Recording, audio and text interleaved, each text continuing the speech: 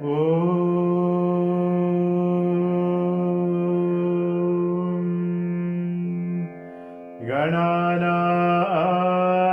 त्वा गणपतिगुं हवामहे कविं कवीनामुपमश्रवस्तमम् ज्येष्ठराजं ब्रह्मणां ब्रह्मणस्पत नः शृण्वन्नोतिभिः सीदसादनम् प्रणो देवी सरस्वती वाजेभिर्वाजिनीवती दीनामभित्रयवधू गणेशाय नमः सरस्वत्यै नमः श्रीगुरुभ्यो नमः हरिः ॐ ॐ नमो भगवते रुद्राय ॐ नमस्ते रुद्रमन्यव उदोध इषवे नमः नमस्ते अस्तु धन्वने बाहुभ्यामुदते नमः याध इषुः शिवतमा शिवं बभूवते धनुः शिवा शरव्या यादवदयानो रुद्रमृदया यादे रुद्रशिवा धनुरघोरा बाबकाशिनी तया नस्तनुवा छन्दमया गिरिजन्धाभिजागशीः यामिषं गिरिजन्धहस्ते विपश्यस्तवे शिवां गिरिददां कुरु माहि गुंसि पुरुषं जगत् शिवेन वचसाध्वा गिरिजाच्च वदामसि यदा नः सर्वमिज्जगदयक्ष्मगुं सुमना असद् अद्य वोचदधिवक्ता प्रथमो देव्योऽभिषग् ऐकुश्च सर्वान् जम्बयन् सर्वाश्च यातु धान्यः असौ यस्थाम्रो अरुण उत बभ्रु सुमङ्गलः ये चेमागुं रुद्रा अभिलो दिक्षु श्रिदा सहस्रशो वैशाखुं एदईमहे असौ यावसर्वदिनीरग्रीवो विलोहितः उदैनं गोपा अदृशन्नदृशन्नुदहार्यः उदैनं विश्वा भूतानि सदृष्टो मृदयादिनः नमो अस्तु नीलग्रीवाय सहस्राक्षाय मीदुषे अतो ये अस्य सद्वानोऽहं देव्यो करन्नमः प्रमुञ्चदन्वनस्तमुभयोराग्नियोज्याम् याश्च देहस्त इषवः परादा भगवो बभा अवदद्यदनुस्त्वगुं सहस्राक्षजदेशुरे ऋषिरशल्यानां मुखा शिवो न सुमना भव विज्यं धनुः कवर्दिनो विजल्यो बाणवागुं उदा अनेशन्नस्येषव आपुरस्य निशं गदिः या देहेतिर्मीदुष्टमहस्ते बभूवते धनुः तयास्मान् विश्वतस्तमयक्ष्मय परिभुजा नमस्ते अस्त्वायुधाय नाददाय कृष्णवे उभाभ्यामुदते नमो बाहुभ्यां तव धन्वने परिते धन्वनो हेतिरस्मान् वृणक्तु विश्वदः अतो य इषुदिष्टवारे अस्मन्निदेहिदम्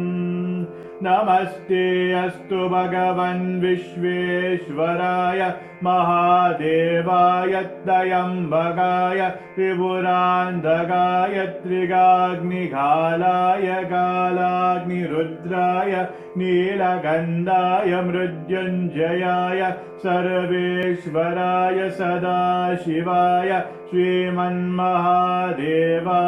नमः।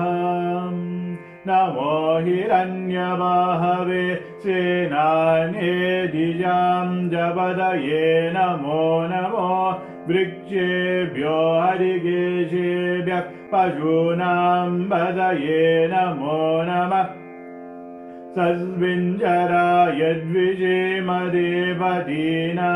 पदये नमो नमो बभ्लुजाय विव्याधिनेनानां पदये नमो नमो हरिकेशायोपवीदिने पुष्टानां पदये नमो नमो भवस्य हेत्यै जगदां पदये नमो नमो रुद्राय ददाविने क्षेत्राणां पदये नमो नमः।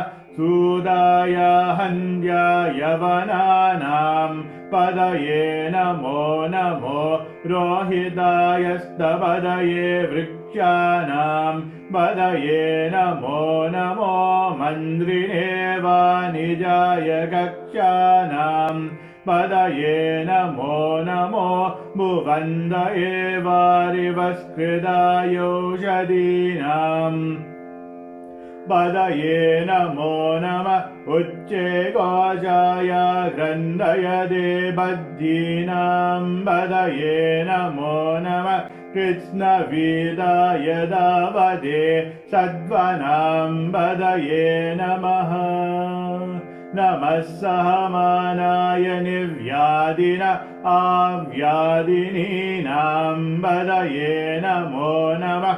ककुबाय निषङ्गिने सेनानां पदये नमो नमो निषङ्गिन इषुधिमते तस्कराणां पदये नमो नमो वञ्जदे बर्हिवञ्जदे स्थायूनां पदये नमो नमो निचेरवे परिचराय अरण्यानां पदये नमो नमः। श्रीगाविभ्यो जिगावं दद्भ्यो मुष्णदां पदये नमो नमो सिमद्भ्यो नक्तं चरद्भ्यः प्रगन्धानां पदये नमो नमः। उष्णीषिणे गिरिचराय कुलुञ्जानां पदये नमो नमः। इषुमद्योदन्वाविभ्यश्च वो नमो नमः। आदन्वानेभ्यः प्रतिददानेभ्यश्च वो नमो नमः। आयच्छद्यो वृषजद्यश्च वो नमो नमो यद्यो विद्यद्यश्च वो नमो नमः। आसीनेभ्यः शयानेभ्यश्च वो नमो नमः। स्वपद्यो जागृद्यश्च वो नमो नमस्तिष्ठद्यो दावद्यश्च वो नमो नमः। सभाभ्यः सभापतिभ्यश्च वो नमो नमो अश्वेभ्यो अश्वपतिभ्यश्च वो नमः। नम आव्याधिनीभ्यो विविद्यन्तीभ्यश्च वो नमो नमः। उगनाभ्यस्तृगं हदिभ्यश्च वो नमो नमो गृत्सेभ्यो गृत्सपदिभ्यश्च वो नमो नमो व्रादेभ्यो व्रातपदिभ्यश्च वो नमो नमो गणेभ्यो गणपतिभ्यश्च वो नमो नमो विरूपेभ्यो विश्वरूपेभ्यश्च वो नमो नमो महद्यः शुल्लकेभ्यश्च वो नमो नमो रतिभ्यो रथेभ्यश्च वो नमो नमो रथेभ्यो रथपतिभ्यश्च देव्यश्च वो नमो नमः सेनानीभ्यश्च वो नमो नमः क्षत्रिभ्यः षण्गहीतर्भ्यश्च वो नमो नमस्तक्षभ्यो रथधारेभ्यश्च वो नमो नमः कुलालेभ्यः कर्मारेभ्यश्च वो नमो नमः पुञ्जिष्टेभ्यो निषादेभ्यश्च वो नमो नमः इषुकृद्यो धन्वकृद्यश्च वो नमो नमो मृगयुभ्यश्वनिभ्यश्च वो नमो नमः कभ्यश्वपदीभ्यश्च वो नमः नमो भवाय च रुद्राय च नमः शर्वाय च पशुपतये च नमो नीलग्रीवाय च शितिगन्धाय च नमः कवर्धिने च युक्तगेजाय च नमः सहस्राक्षाय च शतधन्वने च नमो गिरिजाय च शिबिविष्टाय च नमो मीदुष्टमाय चेषुमते च नमो ह्रस्वाय च वामनाय च नमो बृहदे च वर्षीयसे च नमो वृद्धाय च समृद्ध्वने च नमो अग्र्याय च प्रथमाय च नमः आजवेजाजिराय च नमः शीघ्रियाय च शीभ्याय च नमः ऊर्म्याय च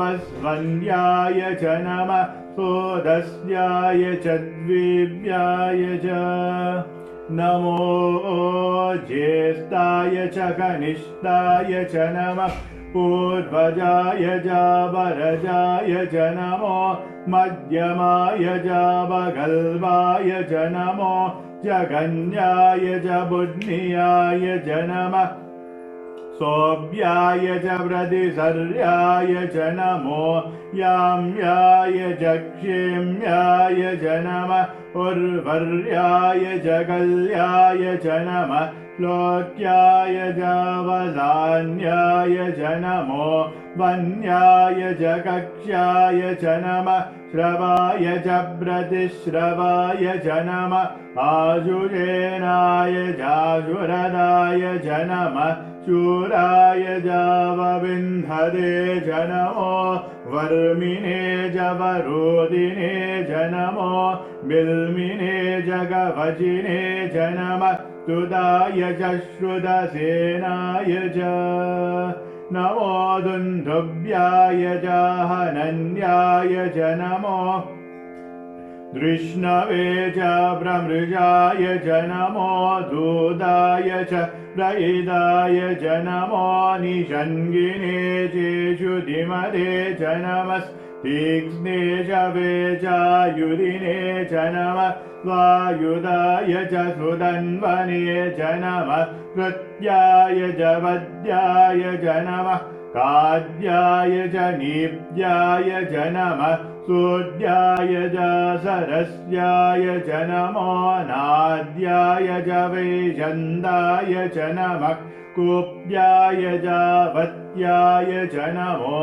वश्याय च वश्याय च नमो मेघ्याय च विद्युत्याय च नमः ईद्रियाय च दप्याय च नमो वाद्याय च रेश्मियाय च नमो वास्तव्याय च वास्तुवाय च ॐ हर हर हर हर ॐ नमः सोमाय च रुद्राय च नमस्ताम्राय च अरुणाय च नमः शङ्गाय च पशुपतये च नमः उग्राय च भीमाय च नमो अग्रे वदाय च दूरे वदाय च नमो हन्त्रे जहनीयसे च नमो वृक्षेभ्यो हरिकेशेभ्यो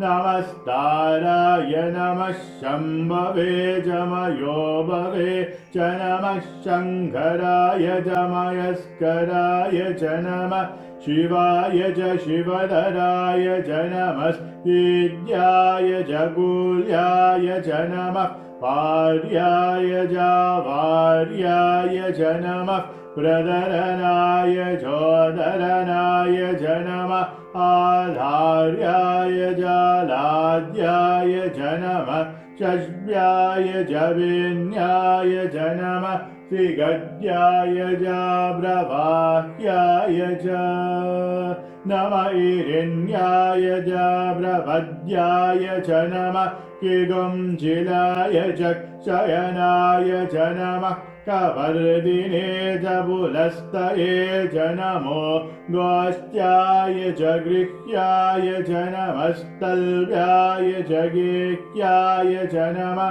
काद्याय च गह्वरेस्ताय च नमो हृदयाय च निवेश्याय च नमः पागुंसव्याय च रजस्याय च नमः शुष्क्याय च हरित्याय च नमो लोप्याय चोलप्याय च नमः ऊर्याय च शून्याय च नमः पन्याय च पन्नशद्याय च नमो भगुरमानाय च विघ्नदे च नमः आगिरदे च ब्रक्किरदे च नमो किरिकेभ्यो देवानागं हृदयेभ्यो नमो विक्षीणगेभ्यो नमो विचिन्वत्केभ्यो नमः निर्हदेभ्यो नमः आमिवत्केभ्यः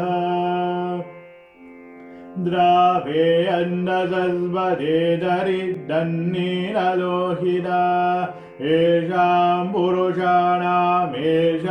पशूनां मा रोमो येषां किञ्चन ममद या ते रुद्रशिवा धनो शिवा विश्वः भेषजी शिवा रुद्रस्य भेषजी दयानो मृदजीवसे इमागुं रुद्राय तपसे कवर्दिने शयद्वीराय प्रवरामये मदिं यदा नश्यमसद्विभजे चतुष्पथे विश्वं पुष्टं ग्रामे अस्मिन्ननातुरम् निदानो रुद्रोदनो मयस्कृतिक् शयद्वीराय नमसा विधेमदे यच्चं च योश्च मनुराय जे विदातदस्यामतवरुद्ध प्रणीदोः मानो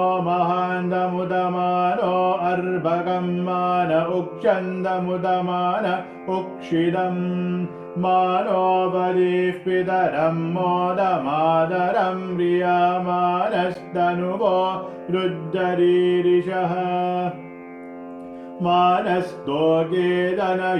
मान आयुषि मानो गोषु मानो अश्वेषुरीरिषः वीरान्मानो रुद्धवामिदो वदिर्हविष्मन्धो नमसा विधेमदे आराधे गोग्न उदुपूरुषग्ने क्षयद्वीराय त्वं नमस्मेरे अस्तु रक्षा च नो अधिजदेव ब्रूयराजनः शर्म यच्छत् विवर्हाः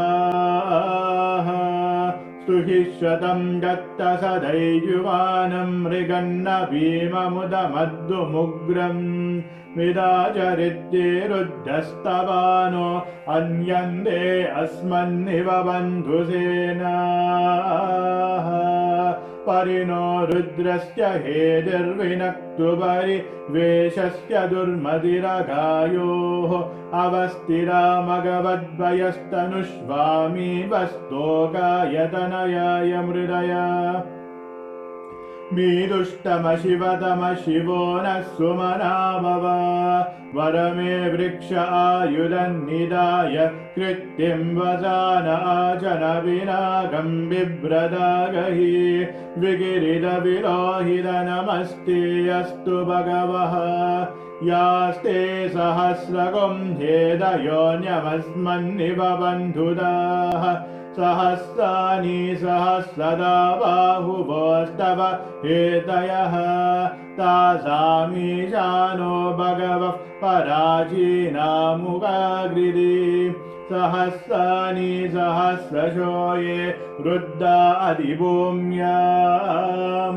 तेजागुं सहस्रयोजने वदन्वानि दन्मसि अस्मिन् महज्जर्नवेन्दरिक्षे भवादि नीरग्रीवाशिरिगन्धा शर्वादः क्षमाचराः नीरग्रीवाशिरिगन्धादिवगुं रुद्र उपश्रिताः ये वृक्षेषु तस्मिञ्जरा नीरग्रीवा विलोहिताः ये भूतानामधिपतयो विशिकाश कवर्दिनः ये अन्येषु विविद्यन्ति पात्रेषु विवदो जनान् ये वदाम्बदिलक्षलैरभृदायव्युदः ये देदानि व्रजरन्ति शिखाबन्धो निषङ्गिनः य एतावन्तस्य भूयागुंसश्च दिशो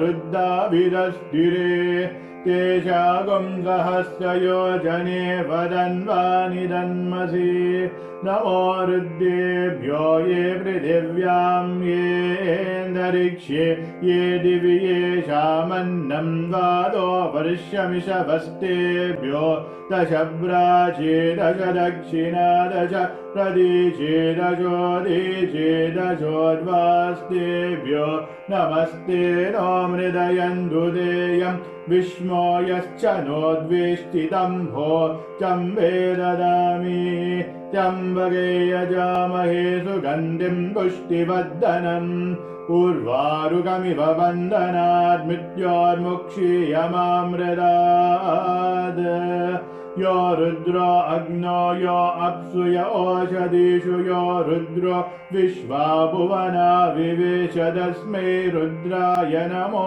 अस्तु ये ते सहस्रमयुधं वाजा मृत्यो मध्याय हन्धवे तान्यज्ञस्य मायया सर्वानवयजामहे मृत्यवे स्वाहा मृत्यवे स्वाहा प्राणानां ग्रन्थिरसि रुद्रो माविशान्दगः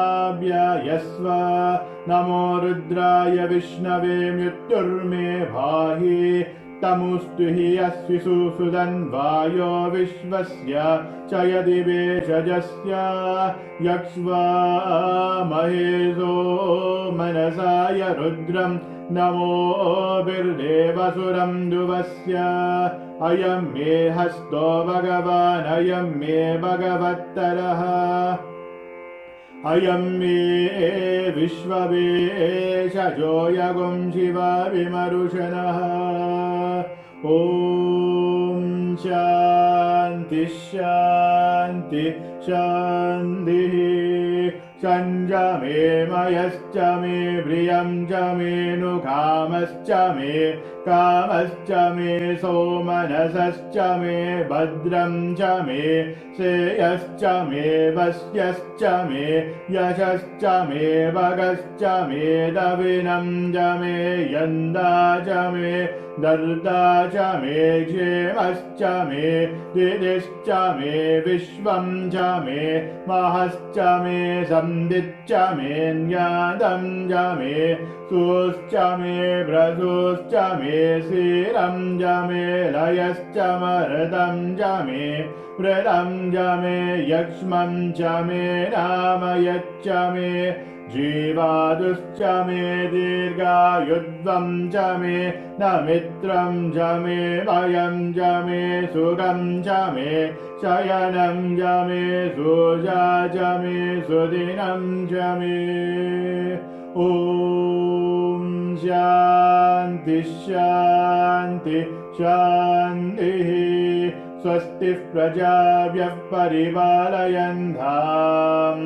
न्यायेन मार्गेण महिषाः गोब्राह्मणेभ्यः शुभमस्तु नित्यम् समस्तलोकाः सुखिनो भवन्तु समस्तलोकाः सुखिनो भवन्तु समस्तलोकाः सुखिनो भवन्तु ॐ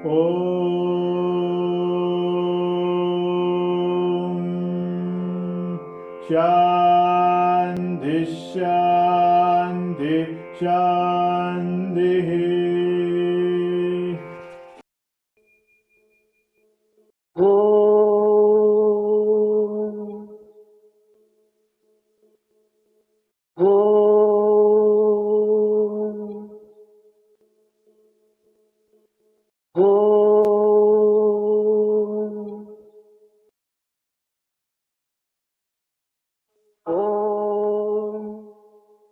भूर्भुवस्सुवः तत्सवितुर्वरेण्यं भर्गो देवस्य धीमहि धियो यो नः प्रचोदयात्। ॐ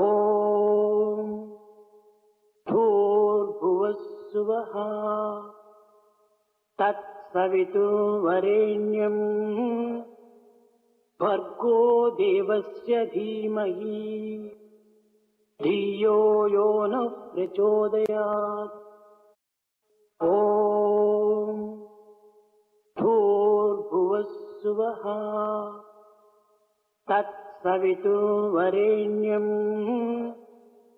भर्गो देवस्य धीमहि धियो यो नः प्रचोदयात्।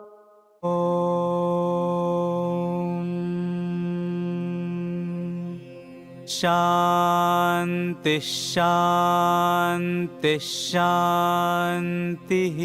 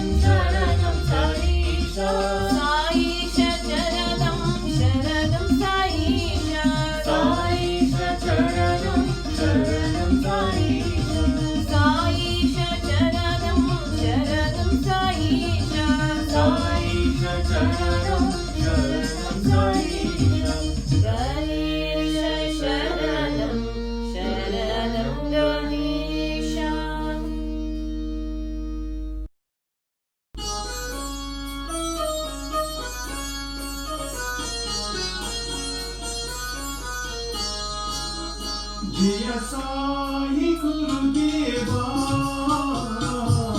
साई गुरुदेवा जय साई गुरुदेवा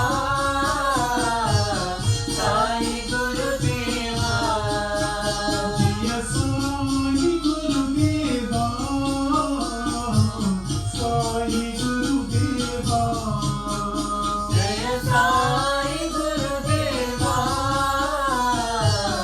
साई गुरुदेवा गुरु सेवा बिना निर्वाण नहीं दिया साई गुरुदेवा गुरुदेव बिना निर्वाण नहीं है साई गुरुदेवा गुरु सेवा बिना निर्वाण नहीं दिया साई गुरुदेवा गुरुदेव बिना निर्वाण नहीं है साई गुरुदेवा तुम्ही हो माता पिता तुम्ही हो साई गुरुदेवा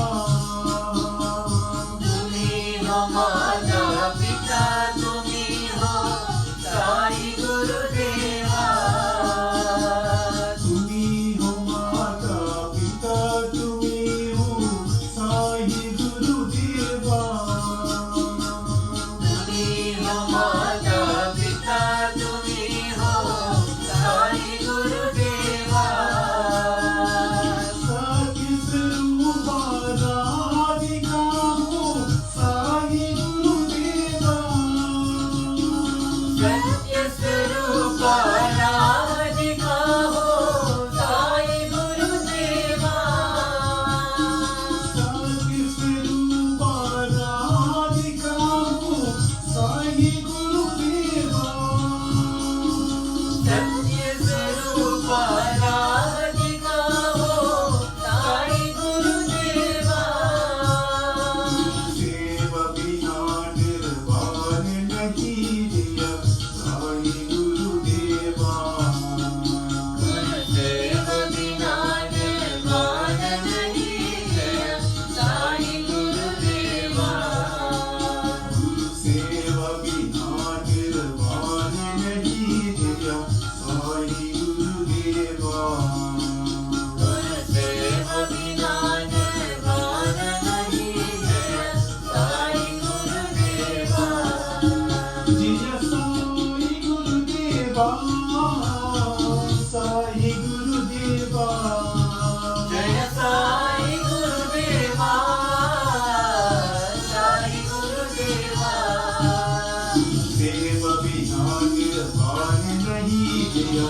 साई गुरुदेवा गुरुदेव बिना निर्वाण नहीं है साई गुरुदेवा तुम्ही हो माता पिता तुम्ही हो साई गुरुदेवा तुम्ही हो माता पिता तुम्ही हो साई गुरुदेवा सत्य स्वरूपा राधिका हो साई गुरुदेवा सत्य स्वरूप राधिका हो साई गुरुदेवा सेवा बिना निर्वाण नहीं दिया साई गुरुदेवा गुरुदेव बिना निर्वाण नहीं है साई गुरुदेवा सेवा बिना निर्वाण नहीं दिया साई गुरुदेवा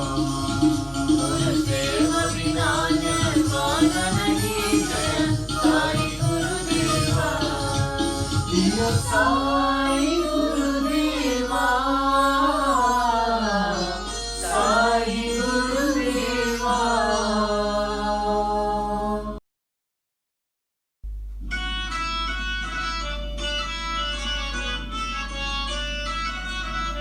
这一对开的 लक्ष्मी सरस्वती साई जगन्माता दुर्गा लक्ष्मी सरस्वती साई जगन्माता जय दुर्गा लक्ष्मी सरस्वती साई जगन्माता जय दुर्गा लक्ष्मी सरस्वती साई जगन्माता साई जगन्माता माँ साई जगन्माता साई जगन्माता माँ साई जगन्माता साई जगन्माता माँ साई जगन्माता साई जगन्माता माँ साई जगन्माता साई जगन्माता माँ साई जगन्माता साई जगन्माता माँ साई जगन्माता साई जगन्माता माँ साई जगन्माता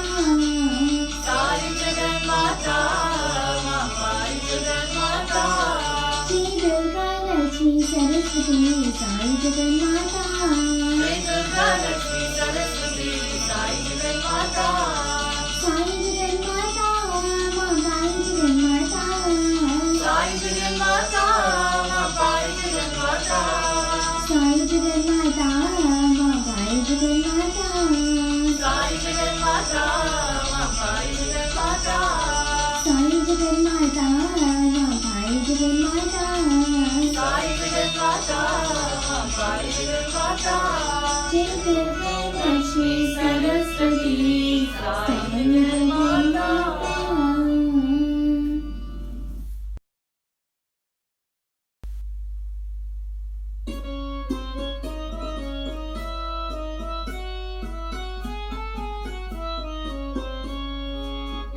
हर गंग जटा तर गौरी शंकर गिरिजा मन रमना गंग जटा तर गौरी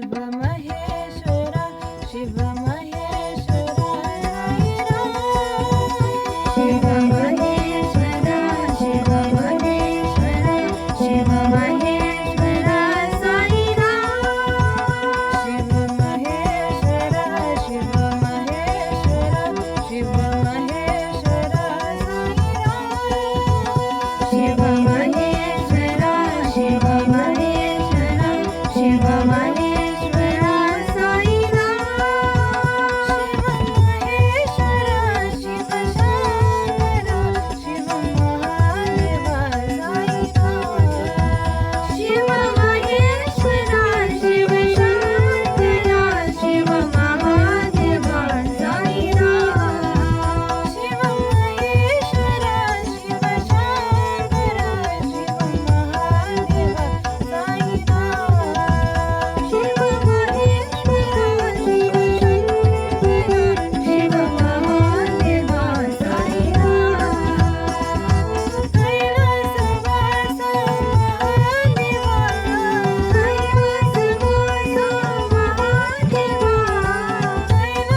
महादेवा कैलासवास महादेवा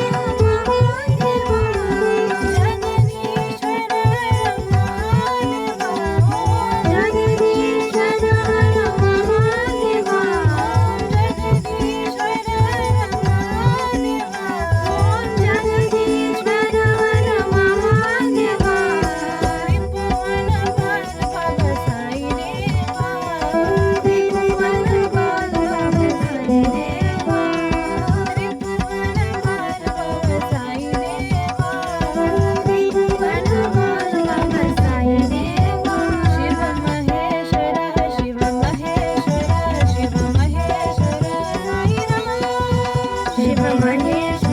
शिव महेश्वरा शिव महेश्वरा साई राम शिव महेश्वरा शिव शंकरा शिव महादेवा साई राम शिव महेश्वरा शिव शंकरा शिव महादेवा साई राम कैलासवास महादेवा कैलासवास महादेवा जगदीश्वर महादेवा ओम जगदीश्वर हर महादेवा त्रिभुवन पाल बाबा साई देवा त्रिभुवन पाल बाबा साई देवा त्रिभुवन पाल बाबा साई देवा शिव महेश्वरा शिव महेश्वरा साई राम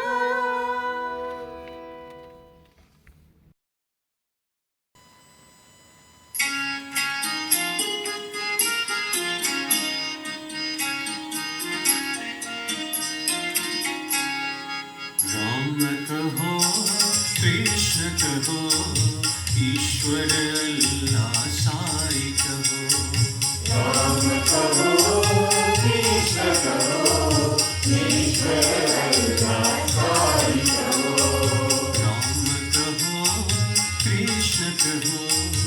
ईश्वर अल्लाह साई कहो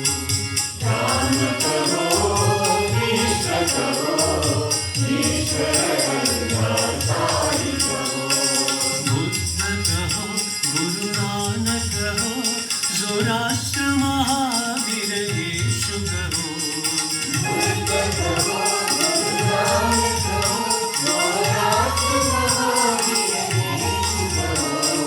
बुद्ध कहो गुरु नानक कहो जोराष्ट्र महावीर यीशु कहो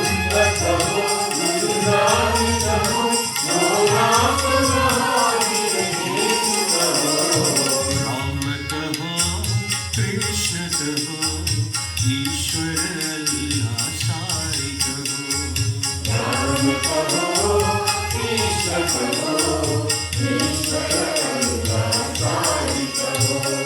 युगावतार तुम हो विश्व शक्ति तुम हो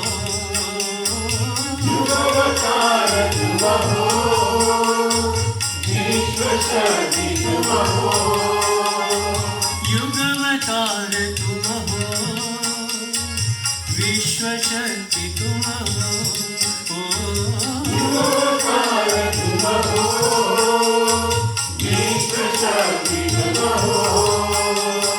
सर्वधर्म प्रिय साई महेशा,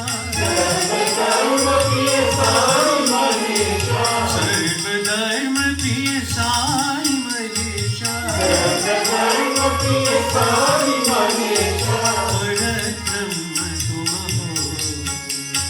परब्रह्म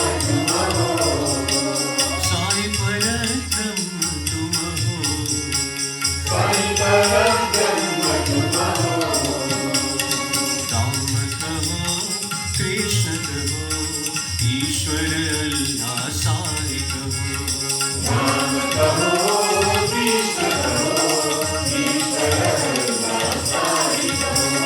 बुद्ध कहो गुरु नानक कहो सुराष्ट्र महावीर ईशु कहो,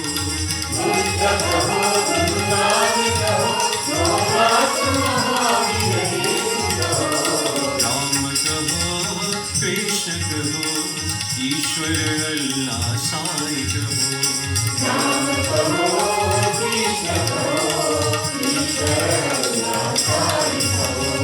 युगवतार तुम हो, विश्व शक्ति तुम हो,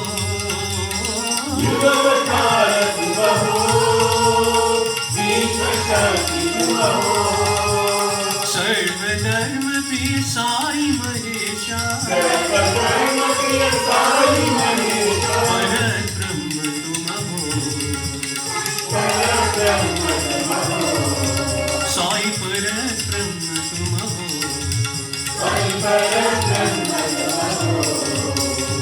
राम कहो कृष्ण कहो ईश्वर अल्लाह साई कहो।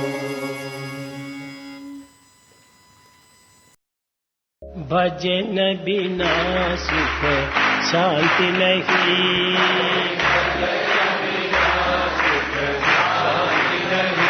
हरि नाम बिना आनंद नहीं,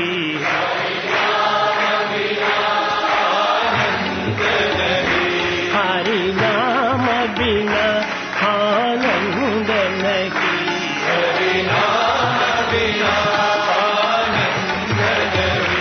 हरि भजन बिना शांति नहीं,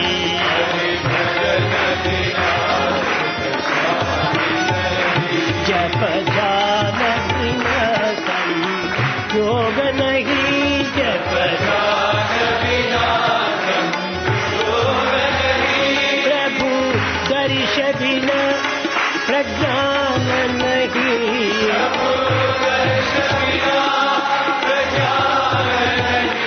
दय धर्म बिना सत्कर्म नहीं,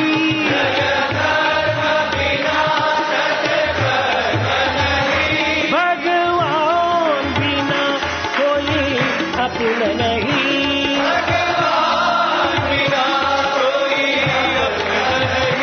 हरि नाम बिना परमार्थ नहीं, हरि नाम बिना परमार्थ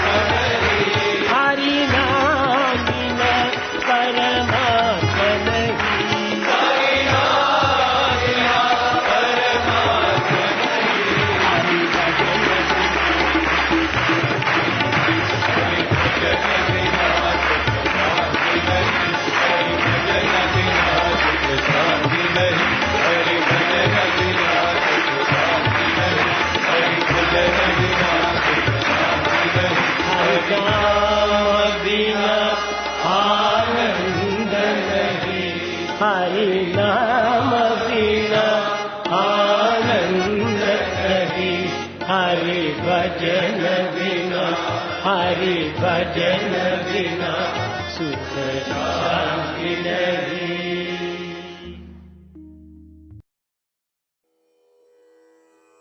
ओम तत्सत् श्री नारायण तु पुरुषोत्तम गुरु तु सिद्ध बुद्ध तु स्कंद विनायक सविता पावक तू, सविता पावक तू,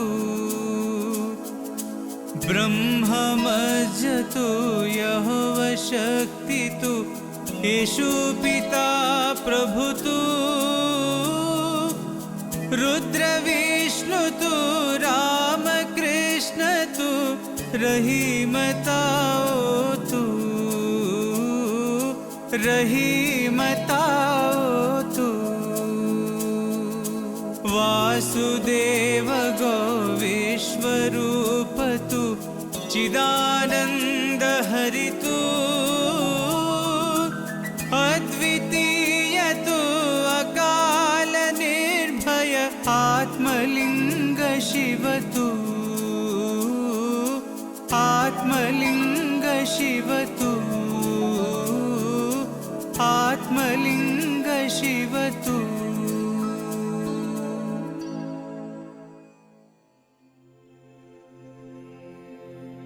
असतो मा सद्गमया, तमसो मा ज्योतिर्गमया,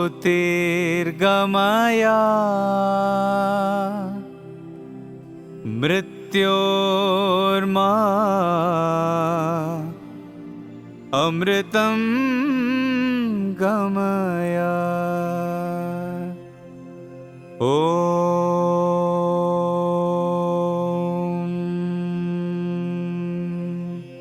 शांति शांति शांति। My humble pranams at the lotus feet of our Lord and Master, Bhagavan Sri Satya Sai Baba. Om Sai Ram, mums, dads, sisters, brothers, young adults, and our lovely Sai Blossoms. Welcome to this morning's devotional program. The infographic for this morning: reverence for God and nature. Far beyond all the five elements and completely devoid of any attributes whatsoever is Param Atma. Being totally attributeless, Param Atma is more subtle than anything we can imagine, and He exists beyond space and time. The Vedas say, Sarvataha Panipadam Tat Sarvatokshi Sri Ramukam. His hands and feet are everywhere in creation. Summer Showers 2000. I will now hand you over to Brother Session, whom will share with you his experience on one of the 108 names of our Lord Sai.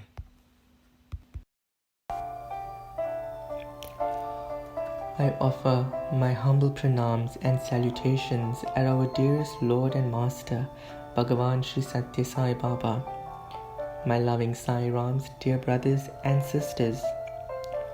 Om Shri Sai Sakala Twa Bodhakaye Namaha.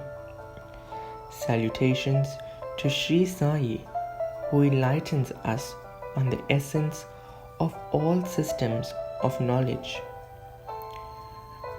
Brothers and sisters, this gem plays a very vital role in my life.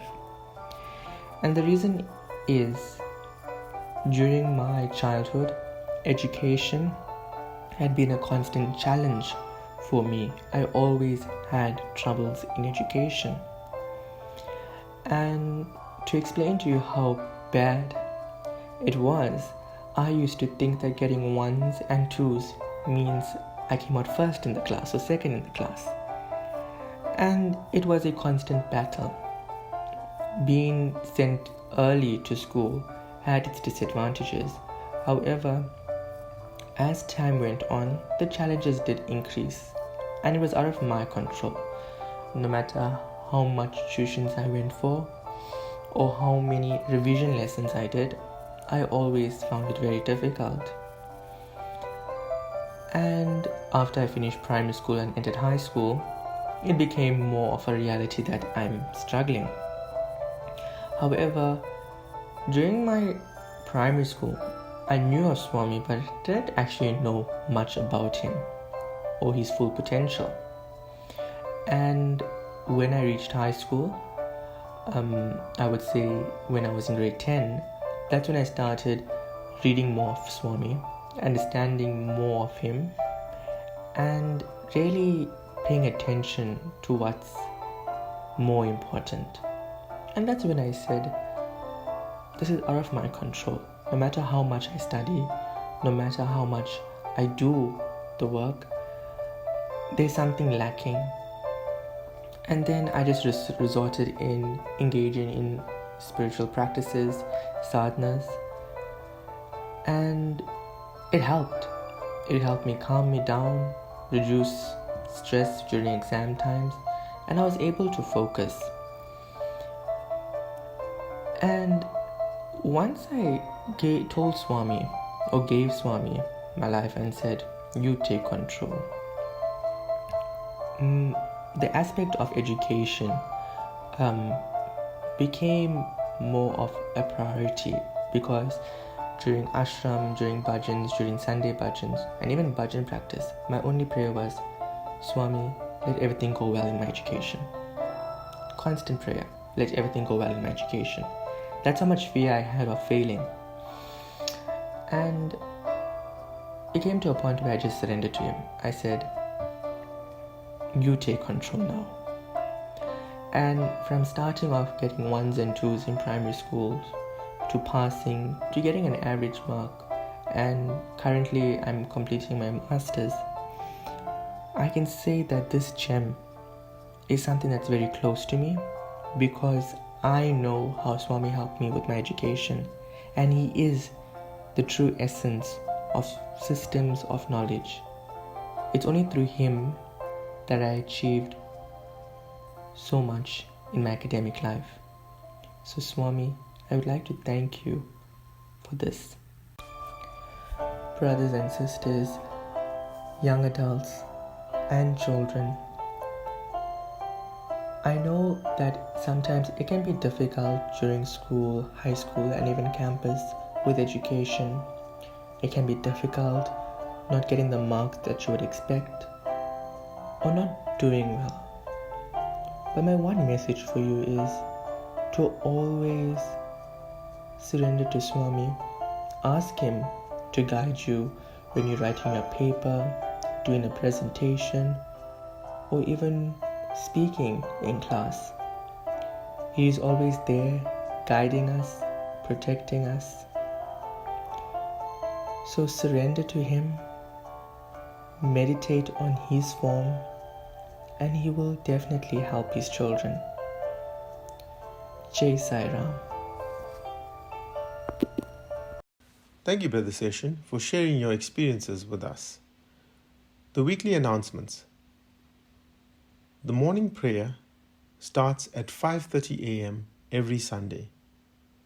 Hawan starts at 7 a.m. This week, Hawan was performed by the Woodas Sai Center. The devotional session starts at 7:30 a.m. Registration for the Balvikas program is now open for 2021. The ladies' wing, Gayatri chanting, is on the 19th of this month. Ladies to continue with Likat Japa. The next blood camp is scheduled for the 31st of this month. All devotees are encouraged to donate their liquid love. Go Green.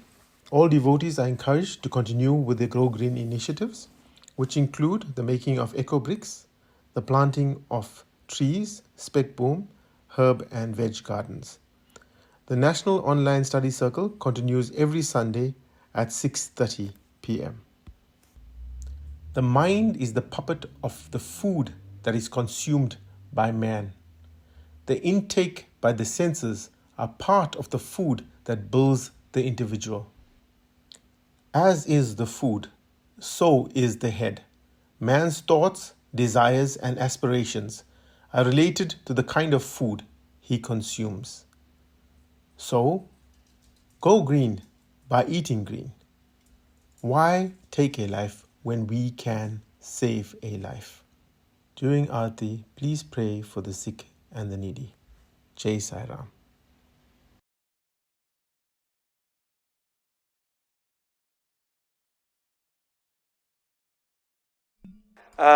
It was an interview for MBA students. When students go away, then Swami used to, before they go, Swami used to give the extra exit interview sort of. So one such time, Swami called MBA students. Swami was asking, kya samachar, kya khana, he will cut jokes so that you develop all barriers of communication go away. Then he would say, what is the most important thing, most valuable thing in life? Somebody say gold, hey, gold kya? Then somebody say diamond, diamond. Kaun sa diamond? Kohinoor diamond, dekha tum? Which is the most expensive in the world? Then say, no Swami, dekhne ka hai. He will create the desire, huh? Dekhne ka hai. Swami, please, Swami, please. Then Swami looks at the clock, wall clock, and he waves the hand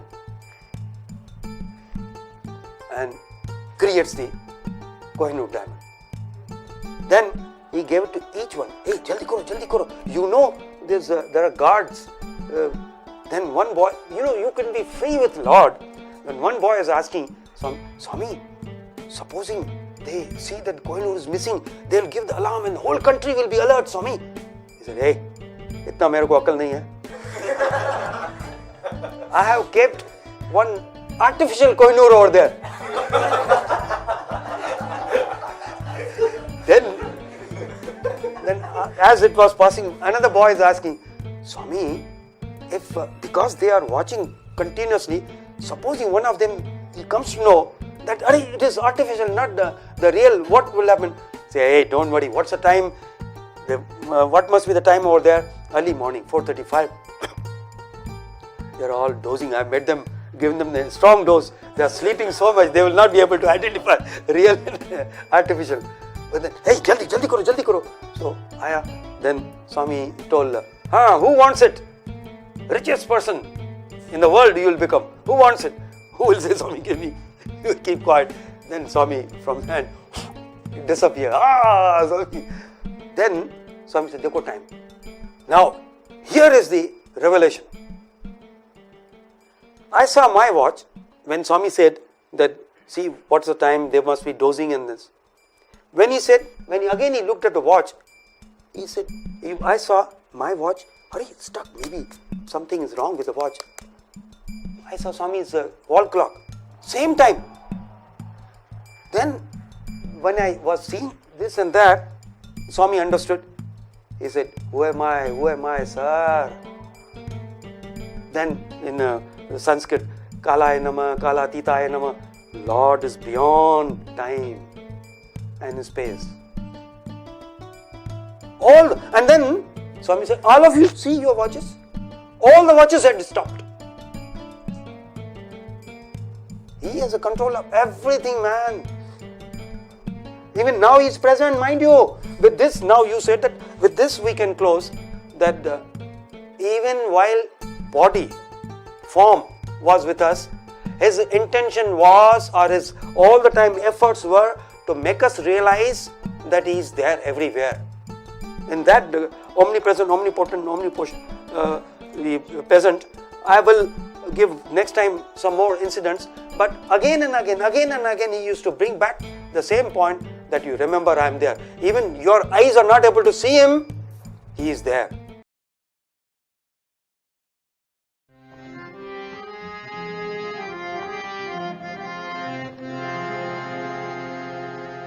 Sai, you are my heart and soul.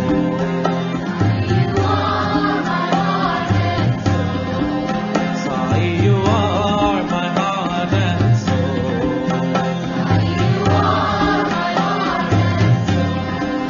You are my path and my goal.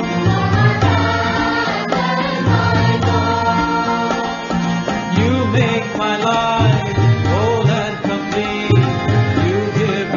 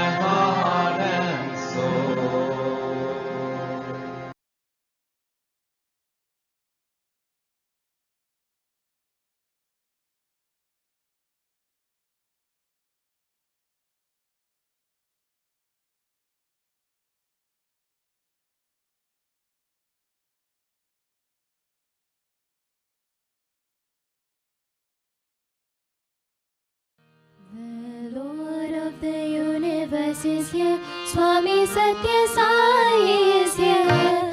Come to save devotees everywhere. Come to bless his children everywhere. Born at Puttaparthi, the Lord of the universe is here. Calm and tranquil like the moon, shining with divine inner light, feeling all with bliss at his side. He is always serving those in need, answering the prayers of devotees, giving grace to you and me. The Lord of the universe is here. Sai, you are Guru, God himself. Mother, you are everything to us. Father, you are everything to us. You are the divine primal energy. Manifest is all that we ever see. You are the one reality. The Lord of the universe is here. Sai with the sacred form of universal radiance divine. Please accept this offering of mine. The flame of love that burns within my heart, meaning we can never be apart. You and I are ever one. The Lord of the universe is here. Narayana Narayana Om Satya Narayana Narayana Narayana Om Narayana Narayana Om Satya Narayana Narayana Om Satya Narayana Narayana Om. The Lord of the universe is here. Narayana Narayana Om Satya Narayana Narayana Narayana Om Narayana Narayana Om Satya Narayana Narayana Om Satya Narayana Narayana Om. The Lord of the universe is here.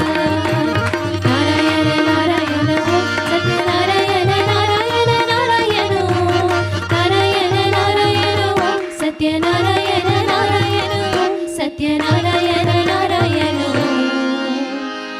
The Lord of the universe is here.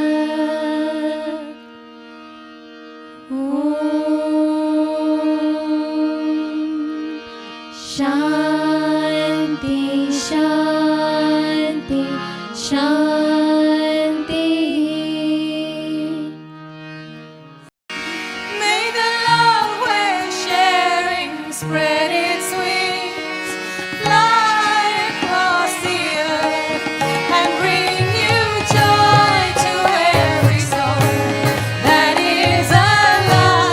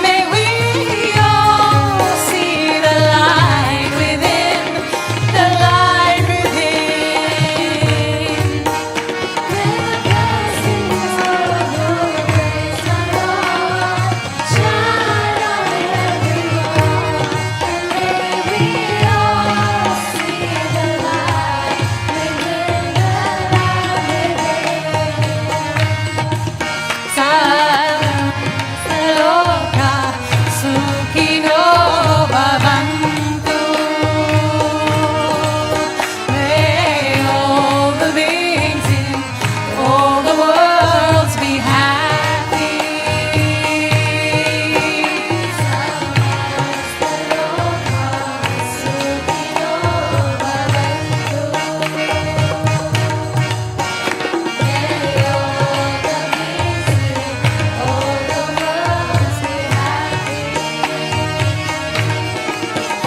May the love we're sharing spread its wings, fly across the earth and bring you joy to every soul that is alive. Love we're sharing spread its wings, fly across the earth and bring you joy to every soul that is alive. Samasta loka sukhino bhavantu. May all the beings in all the worlds be happy. Samasta loka sukhino bhavantu. May all the beings in all the worlds be happy. May the blessings on your grace, my Lord, shine on everyone, and may we all see the light within, the light within. May the blessings of your grace, my Lord, shine on everyone, and may we all see the light within, the light within. Samasta loka sukhino bhavantu. May all the beings in all the worlds be happy. Samasta loka sukhino bhavantu. May all the beings in all the worlds be happy. Samasta loka sukhino bhavantu. May all the beings in all the worlds be happy. Samasta loka sukhino bhavantu. May all the beings in all the worlds be happy. Samasta loka sukhino bhavantu.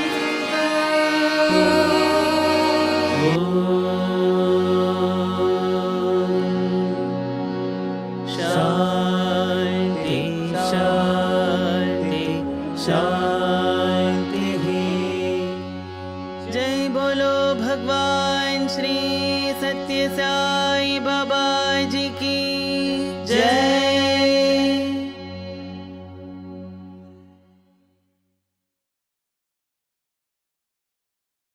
परमं पवित्रं बाबा विभूतिं, परमं विचित्रं लीला विभूतिं, परमार्थ इष्टार्थमोक्ष प्रदानं बाबा विभूतिं इदमाश्रयामि।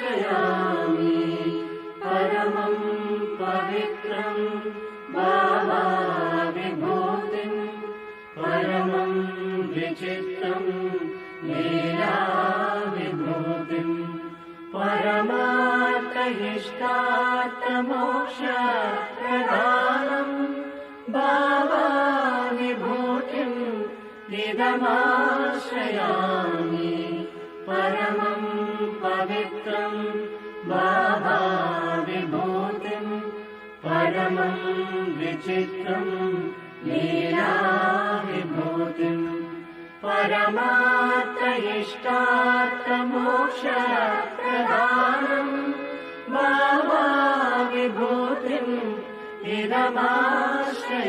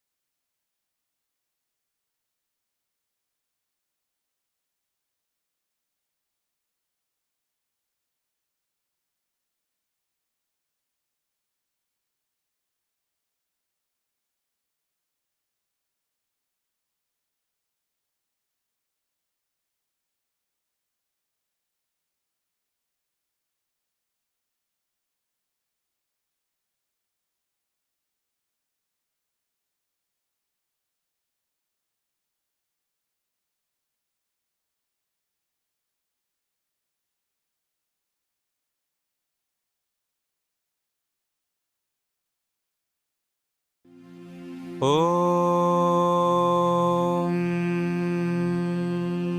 साईश्वराय विद्महे सत्यदेवाय धीमहि तन्नः सर्वप्रचोदयात्।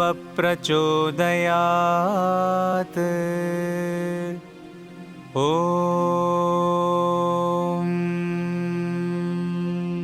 साईश्वराय विद्महे सत्यदेवाय धीमहि तन्नः सर्वप्रचोदयात्। ॐ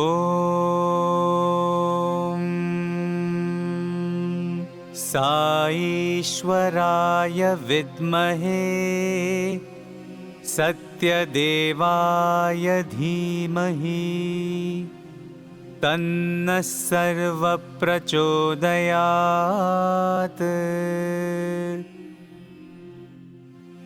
ॐ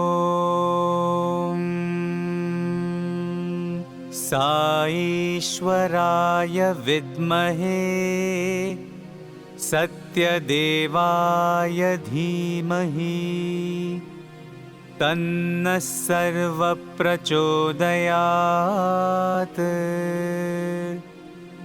ॐ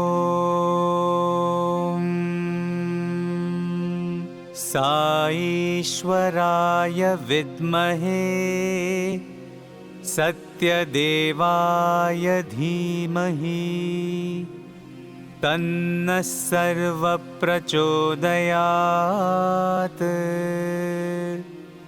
ॐ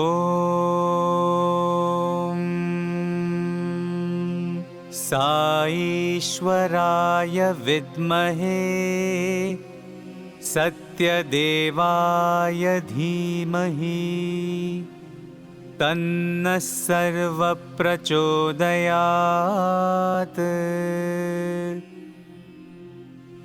ॐ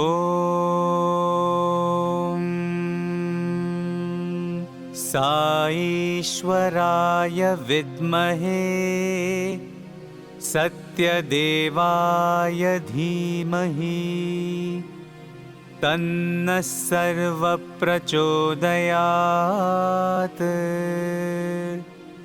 ॐ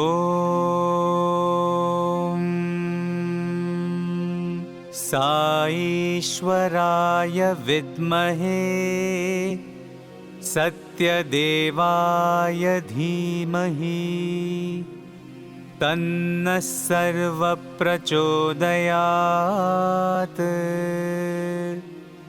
ॐ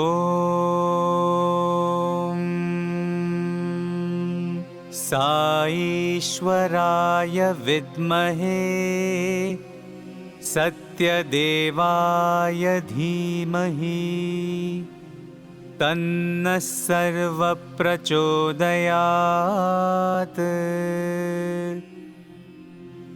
ॐ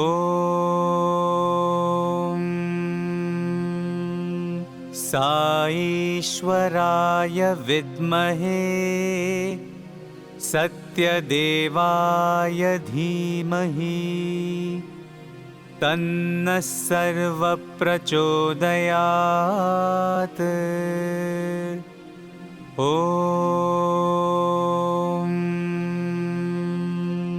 साईश्वराय विद्महे सत्यदेवाय धीमहि तन्नः सर्वप्रचोदयात्। ॐ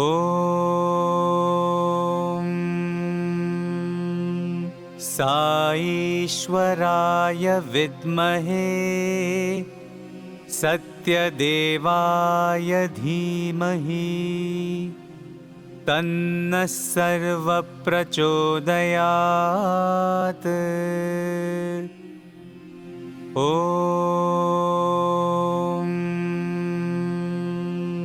साईश्वराय विद्महे सत्यदेवाय धीमहि तन्नः सर्वप्रचोदयात्। ॐ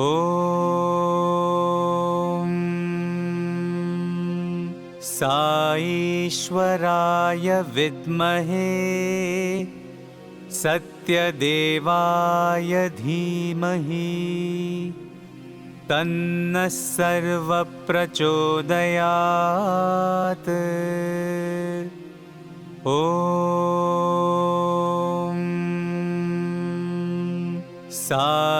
साईश्वराय विद्महे सत्यदेवाय धीमहि तन्नः सर्वप्रचोदयात्। ॐ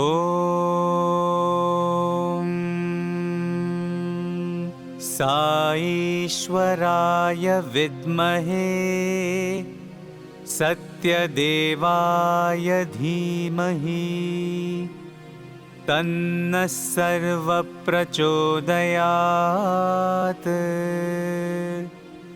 ॐ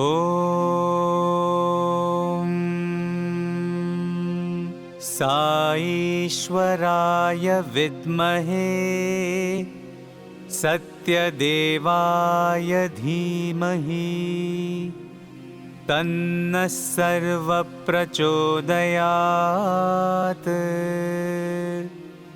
ॐ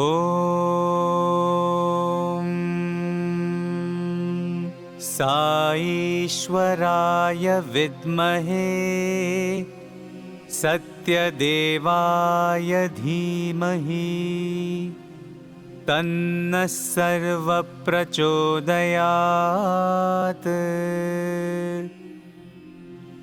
ॐ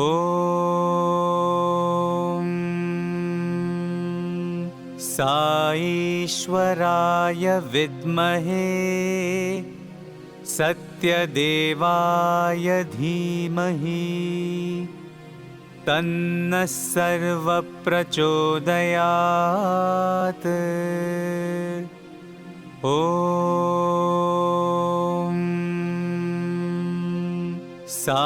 साईश्वराय विद्महे सत्यदेवाय धीमहि तन्नः सर्वप्रचोदयात्।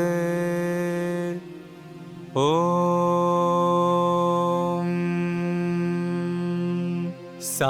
साईश्वराय विद्महे सत्यदेवाय धीमहि तन्नः सर्वप्रचोदयात्। ॐ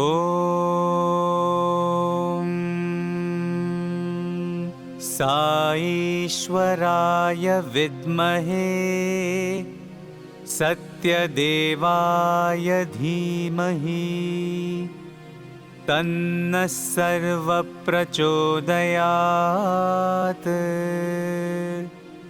ॐ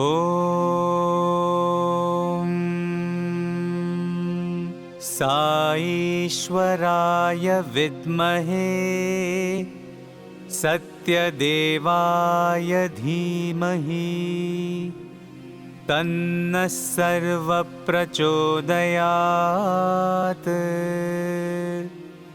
ॐ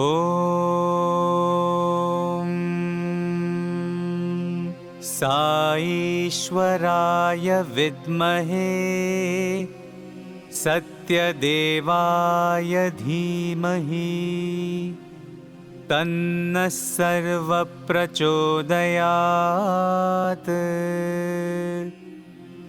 ॐ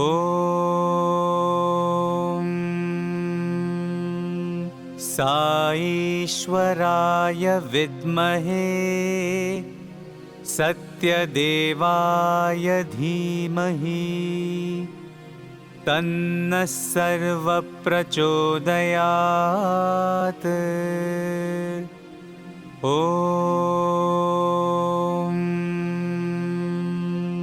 साईश्वराय विद्महे सत्यदेवाय धीमहि तन्नः सर्वप्रचोदयात्।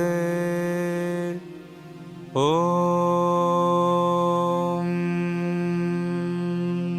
साईश्वराय विद्महे सत्यदेवाय धीमहि तन्नः सर्वप्रचोदयात्।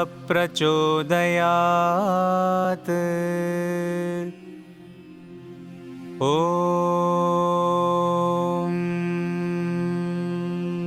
साईश्वराय विद्महे सत्यदेवाय धीमहि तन्नः सर्वप्रचोदयात्।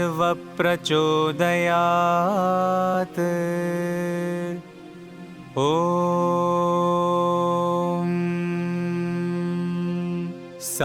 साईश्वराय विद्महे सत्यदेवाय धीमहि तन्नः सर्वप्रचोदयात्। ॐ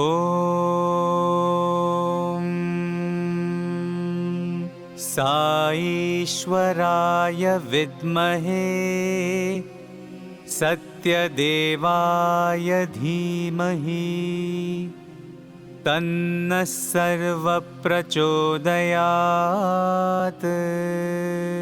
ॐ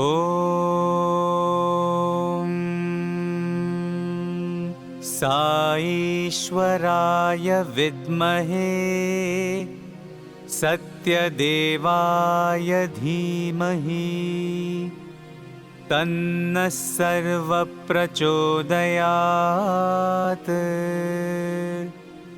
ॐ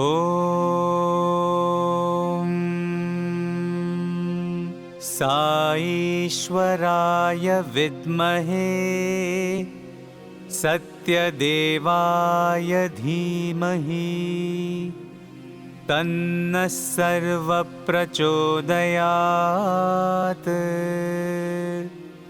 ॐ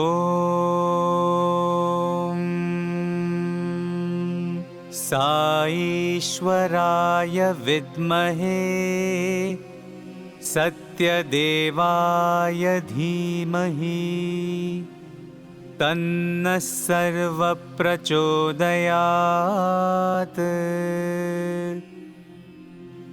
ॐ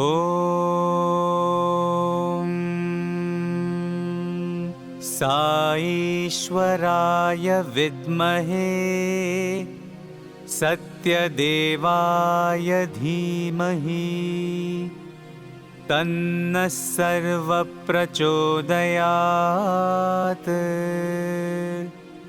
ॐ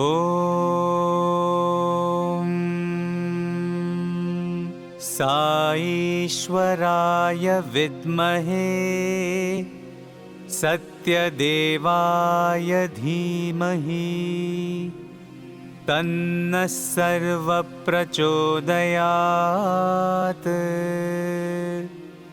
ॐ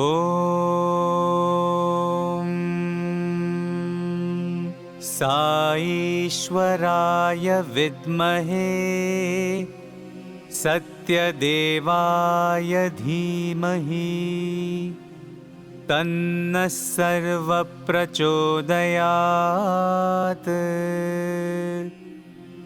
ॐ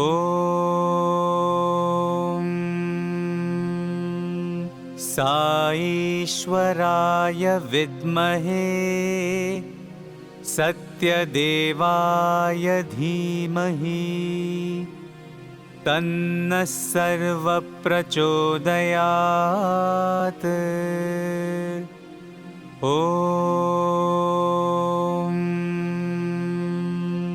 साईश्वराय विद्महे सत्यदेवाय धीमहि तन्नः सर्वप्रचोदयात्। ॐ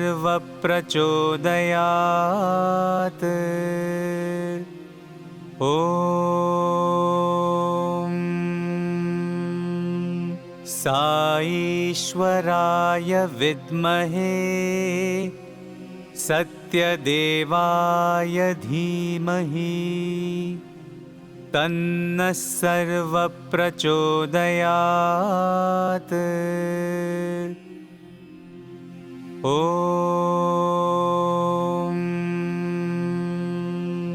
साईश्वराय विद्महे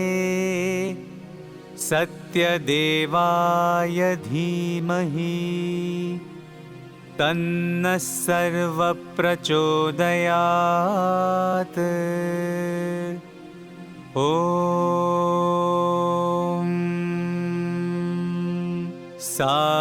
साईश्वराय विद्महे सत्यदेवाय धीमहि तन्नः सर्वप्रचोदयात्। ॐ साईश्वराय विद्महे सत्यदेवाय धीमहि तन्नः सर्वप्रचोदयात्। ॐ